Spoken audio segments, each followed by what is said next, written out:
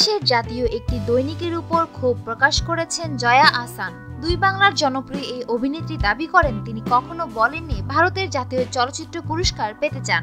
এ নিয়ে নিজের ফেসবুকে একটি স্ট্যাটাস দেন এই অভিনেত্রী। জয়া লিখেন, 30শে ডিসেম্বর প্রথম আলোর বিনোদন পাতায় একটি সংবাদ ছাপা হয়েছে। আমি নাকি ভারতের জাতীয় চলচ্চিত্র পুরস্কার পাওয়ার ইচ্ছা প্রকাশ করে সমালোচিত হয়েছি। এই বছর আমার অর্জনগুলোকে ঠিকমতো উপস্থাপন না করে ভুল অর্ধশর্ত সংবাদ মুদ্রণে আমার শুভাকাঙ্ক্ষী এবং ভক্তদের বিভ্রান্ত করা হয়েছে। কৌশিক গাঙ্গুলির বিসর্জন চলচ্চিত্রটির ডাবিং চলাকালে আনন্দবাজার পত্রিকায় কিছু সাংবাদিক ও চলচ্চিত্রটির কিছু কলাকুশলী আমার অভিনয়ে মুগ্ধ হয়ে বলেছিল আমি বিসর্জনের জন্য জাতীয় চলচ্চিত্র পুরস্কার পেতে পারতাম।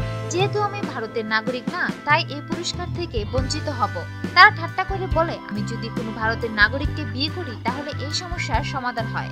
আমিও ঠাট্টা করে বলি কোনো ভারতীয় নাগরিককে বিয়ে করা তো সম্ভব না, আমি বরং আপনাদের এখানের কোনো গাছকে বিয়ে করি। এই সংবাদটি আনন্দবাজার পত্রিকায় ছাপা হয়েছিল, যা আমি মনে করি আমার জন্য সম্মানের। এই সংবাদের জন্য আমি সমালোচিত নই, বরং প্রশংসিত হয়েছি।